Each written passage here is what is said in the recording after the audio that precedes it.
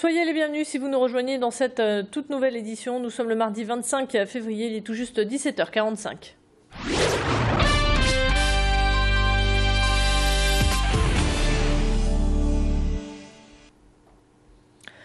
On ouvre cette édition avec le 51e Salon de l'Agriculture qui a ouvert ses portes samedi à Paris. Parmi les 1300 exposants, il y a les producteurs du Nord-Pas-de-Calais qui représentent la 4e région agricole de France. Sur leur stand, plusieurs filières locales sont à découvrir comme les produits laitiers, les charcuteries régionales ou encore les bières du Nord. Sur place, Macha Grunessen et Idil Gunay sont partis à la rencontre de ces agriculteurs qui font la fierté de notre région. Et entre deux allées, elles ont croisé Florent Laden qui vient de décrocher sa première étoile au guide Michelin. On vous en parlait hier dans nos éditions. L'occasion donc d'échanger quelques mots avec lui. À travers des allées de ce salon de l'agriculture ici porte de Versailles à Paris, nous avons rencontré un nordiste. Et oui, il est de chez nous, Florent Laden, on ne le présente plus.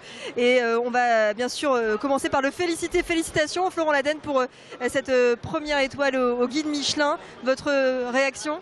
Écoutez, je suis très, très content et surtout très surpris parce qu'on ne s'y attendait pas du tout. Mais ça vient récompenser le travail de toute une équipe.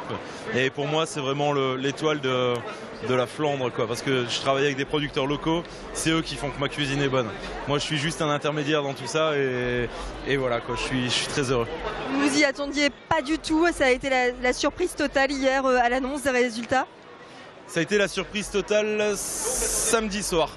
Parce que j'ai été convié hier matin à la conférence de presse du guide Michelin. Mais oui, ça a été vraiment la surprise totale. J'imaginais pas le guide Michelin venir jusqu'au Boskep. Je n'imaginais pas que ma cuisine puisse toucher. Et je les imaginais surtout ne pas venir aussi rapidement suite à une émission de télé-réalité.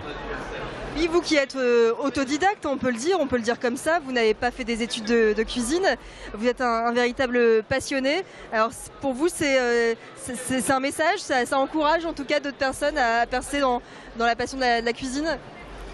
J'espère en tout cas, je pense pas être un exemple, j'espère que ça puisse encourager des jeunes qui n'ont pas la chance de faire des grandes maisons ou des grandes écoles, si c'est une chance. Et voilà, moi en tout cas je suis fier d'amener encore une fois la cuisine du terroir sous le feu des projecteurs et puis de mettre en valeur ces gens qui bossent ce territoire qui est la Flandre, plus globalement le Nord-Pas-de-Calais, voilà. C'est un coin de France dont on ne parle pas assez à mon humble avis. En même temps, je suis un sacré chaud. Donc...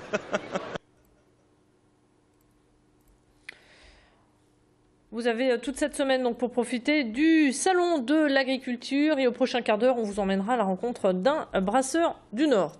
La nouvelle vient tout juste de tomber. Une maison rue Georges Clemenceau à Los est actuellement en feu. Les pompiers de Los sont aidés par ceux d'Aubourdin et de Lille. Plus de précisions dans nos prochaines éditions. On revient sur le dramatique accident qui a coûté la vie à une fillette de 7 ans vendredi soir. Une enfant issue de la communauté rome a été fauchée mortellement par une voiture à Ronques. Le conducteur a pris la fuite avant de se rendre en état d'ébriété au commissariat de police. L'homme a été mis en examen. Depuis le drame, les veillées funéraires ont lieu tous les soirs. La mère de la fillette accompagnera le corps jusqu'en Roumanie. Le matin même, la famille de la fillette avait été expulsée de Wattignies. Ils ont alors trouvé refuge sur un autre camp à Ronques. Les associations déplorent ces expulsions faites dans l'urgence. Les précisions au micro d'Adélaïde Bollard.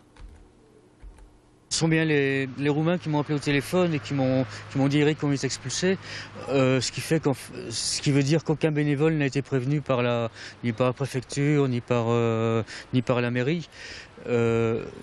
Quand de bénévoles sont prévenus la veille, on essaye de préparer, d'aider, alors que là tout s'est fait dans la catastrophe, dans l'urgence. C'est pas la première expulsion que je vis, c'est toujours des drames parce que c'est toujours des Roumains qui partent sur les routes sans savoir où est-ce qu'ils vont aller. Et c'est des enfants en détresse.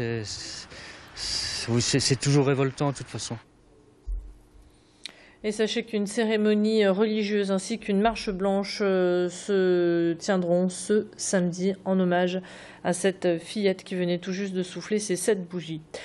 On enchaîne avec un sujet bien plus léger, le tremplin du Main Square Festival. Vous avez entre 18 et 40 ans, vous habitez la région et vous avez toujours rêvé de jouer sur scène. Alors, Tentez votre chance en envoyant votre dossier avant le 14 mars prochain et vous allumerez peut-être le feu sur la Green Room. Pour cette 3e édition, le principe ne change pas. Il s'agit de faire découvrir des talents du Nord-Pas-de-Calais. Pour la ville d'Arras, ce tremplin rencontre chaque année de plus en plus de succès. Les précisions avec Ophélie Hugo, joint tout à l'heure par téléphone. Nous n'avons pas forcément les mêmes groupes qui postulent tous les ans. Donc on voit bien un engouement auprès des groupes ou des groupes de la région. On voit aussi une qualité des dossiers qui montent en puissance d'année en année. Et puis on voit par rapport aux appels téléphoniques, aux mails qu'on peut recevoir, effectivement, on a énormément de demandes. On termine cette édition avec une information pratique. Attention aux perturbations si vous devez emprunter le boulevard Jean-Baptiste Lebas à Lille. Il est actuellement fermé à la circulation pour des travaux de rénovation. La pose d'un enrobé provoque également la fermeture de la rue de Maubeuge. Des perturbations qui devraient durer tout au long de la semaine. 17h passées de 51 minutes, on marque une courte pause. On se retrouve dans un instant pour votre météo. Restez avec nous.